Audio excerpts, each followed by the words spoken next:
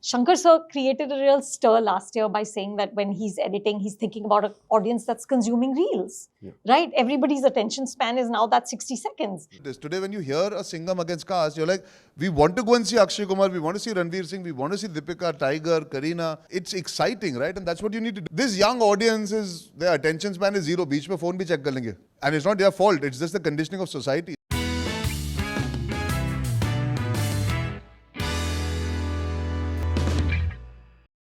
Okay, so there's a question that has been living rent-free in my head for a while now. When was the last time you genuinely, completely and uninterruptedly sat through a film that ran over 3 hours? No sneaking a glance at your phone when the scene felt slow, no pausing to make chai and convincing yourself you'd only miss 2 minutes. So just you, the screen and the story, from the opening frame to the last credit rolling down. Because here's the thing, we all did that recently. We sat through Dhurandhar, not squirming, not checking the time every 20 minutes, not mentally calculating how much longer this could possibly go. Just watching, and when it ended, our first honest reaction wasn't relief, it was something closer to disappointment that it was actually over. And that response kind of broke my own brain a little. Because we have all heard that narrative constantly, that our attention spans are short, that the age of the smartphone and the endless scroll has rewired us so fundamentally that we can barely sit through a 2-minute YouTube ad, let alone a 3.5-hour film. We are supposedly the generation that swipes away from a video if the first 2 seconds don't grab us. And that's supposedly what we are now. And yet Dhurandhar happened, Animal happened, Pushpa 2 happened and RRR happened. Films that don't just nudge the 3-hour mark but absolutely barrel past it. And audiences didn't just tolerate it, they showed up in massive numbers, sat through every single minute and then came back for second viewings. So what's actually going on here? Is the attention span crisis actually real? Are we contradicting ourselves as an audience? Or is something far more interesting happening? Something about how we as viewers decide what's worth our time. And that's exactly what we will dig into today. Chapter 1. The Indian Cinema Paradox.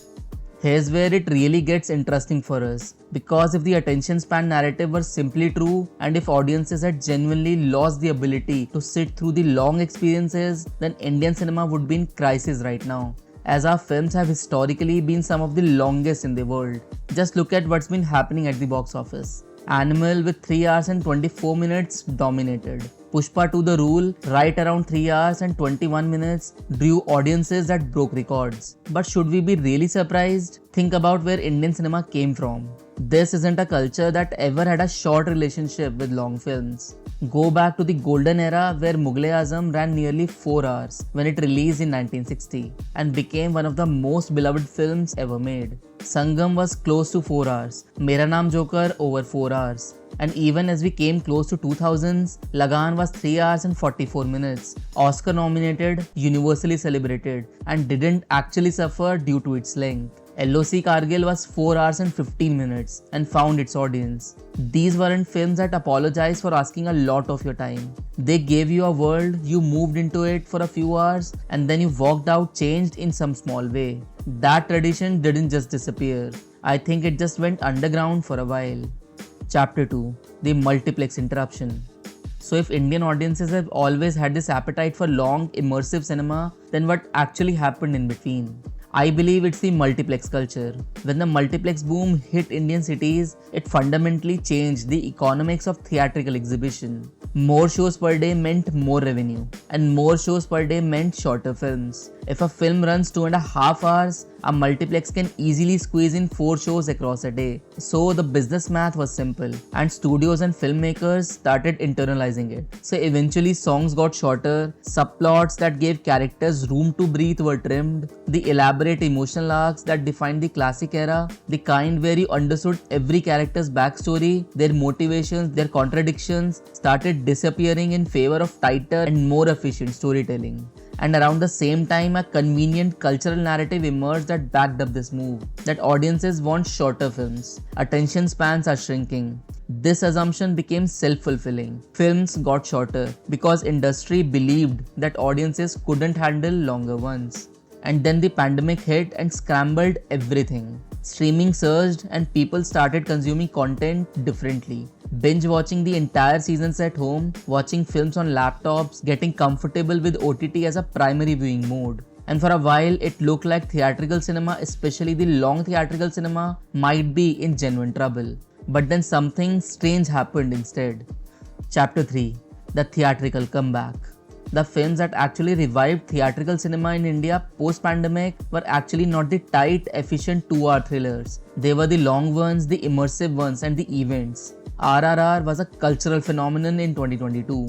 Over 3 hours of pure cinematic excess, dual protagonists, mythological sized action, emotional catharsis, and audiences cheered through every single minute of it.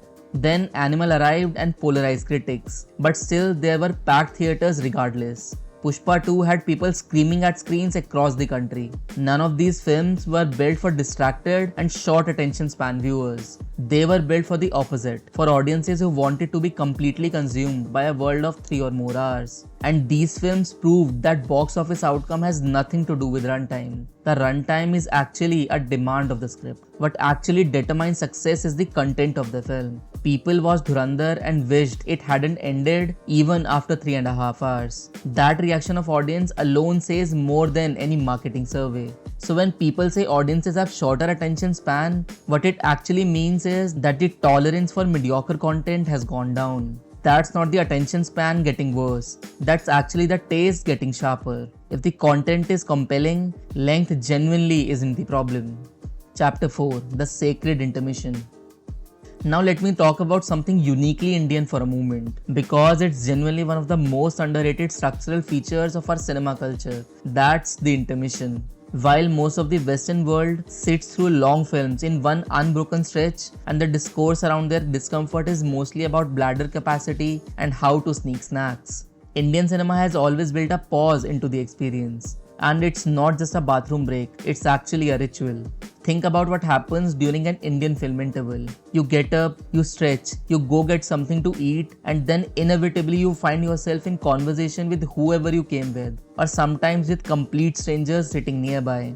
You debate what just happened. You make wild predictions about what's coming. You revisit the emotional punch of the last scene before you get to process the next one. Means you actually breathe. That shared conversational space is part of the experience. It's one of the reasons a 3-hour Indian film can feel entirely different from a 3-hour film in a Western theatrical context. The intermission isn't just a concession to weakness. It resets your emotional engagement. It gives you a moment to recommit to the film. You come back to your seat not exhausted, but actually more invested, because now you have talked about what you care about and you want to see how it resolves. Dhurandhar, with its sprawling world of spy intrigue and layered characters, leaned into this. And that's totally deliberate, considered filmmaking that trusts the format. Chapter 5. Aditya Dhar. I want to spend some time on Dhurandhar specifically because what Aditya Dhar as a director has achieved with that film and its sequel is genuinely worthy of close attention. 7 hours of cinema across 2 films in a spy thriller genre that is conventionally built on speed. Just see Mission Impossible franchisee that moves really fast. Spy films are defined by urgency, ticking clocks and last minute reversals. The grammar of the genre is written in short, sharp sentences, but the director didn't pay attention at all of it. And he got away with it, and in a way that audiences demanded more of it. But how? Because he didn't make a film, he built a world. The world of Dhurandhar, the political geography of Pakistan and India, the gang dynamics of Lyari, the interval hierarchies of intelligence agencies, none of it feels like exposition stuffed in to justify the runtime. It feels like a lived-in reality that the film is showing you rather than explaining to you. The research behind every frame is visible, and that visibility creates trust. This is actually the foundational principle behind all sustained audience attention. Before you can get someone to spend 3.5 hours with a story, you have to make them believe in the world that story inhabits. Once they believe in that world, once they trust that what they are watching is grounded in something real and considered, they will follow you almost anywhere. The director Aditya Dhar has understood something that a lot of modern filmmakers in the speed obsessed and post-multiplex era have forgotten. That audiences don't need to be kept entertained every second. They need to feel like they're inside something. This distinction is crucial. Entertainment can be passive, immersion demands participation, and immersed audiences are fundamentally very different from the entertained ones. Chapter 6. The generation that supposedly can't focus.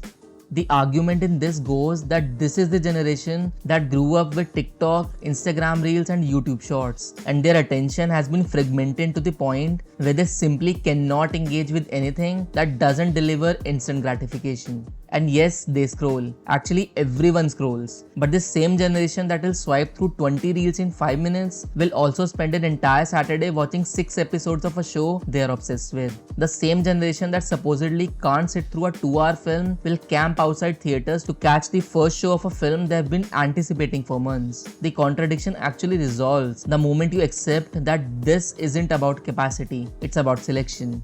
We are grown up with more entertainment choice than any other previous generation. Every film ever made, every show, every podcast, every game, and every piece of content imaginable is available to us at any moment. With infinite options available, the bar for what earns sustained attention gets higher. And when something clears that bar, and when it offers something worth the investment, then the audience doesn't just watch, they build fandoms, they create content, they bring their friends, they come back for repeat viewings, they start debates on the internet that last until weeks, and that's not a short attention span. That's passionate and extended engagement. The film just had to be worth it for that.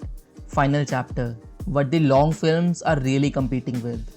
Here's the thing that I find most fascinating about this whole conversation, and I want to end on this thought because I think it reframes everything. The long film's real competitor isn't the short film. It is not even the reel or the YouTube short or the TikTok. I think those are the different categories of content entirely. The long film's real competitor is the binge watch, the 6-episode season we consume in one sitting, the 12-episode series you finish over a weekend. And here's the thing, we've already accepted that format completely. We don't question whether a series with 12 45-minute episodes is too long. We don't complain that committing to those series asking too much of us. We just do it because the world created in those episodes pulls us in, because we trust that story, because every episode ends with something unresolved that our brain needs to close, and that's the real catch.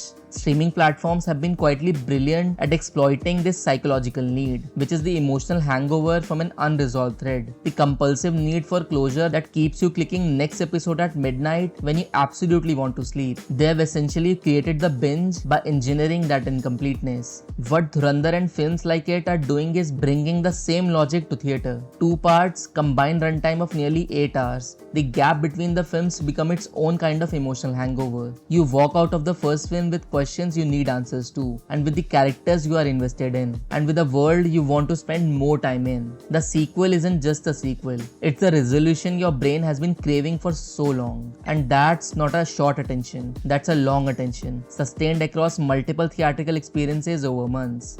Pakistan का मुस्तकबिल अब हिंदुस्तान तय करेगा.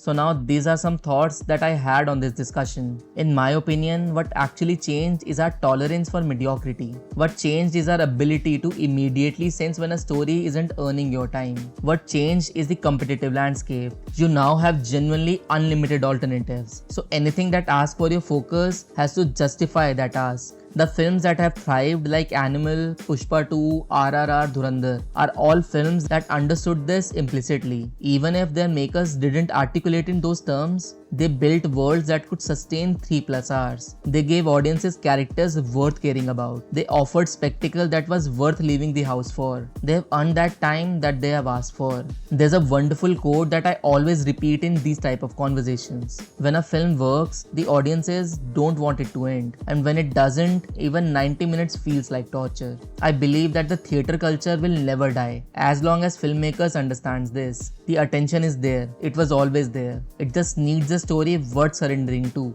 And that's the most cinephile thing I can say about any of this. You too, please share your thoughts in the comment section of the video about this topic and let's have a healthy discussion around it. Also, if you have enjoyed this overall discussion, so please show your support by hitting the like button and subscribing to the channel for more content ahead. Do follow me on my social handles at CineSamvad for short reviews and cinematic insights. Thank you for watching. We'll meet in the next one. Cheers.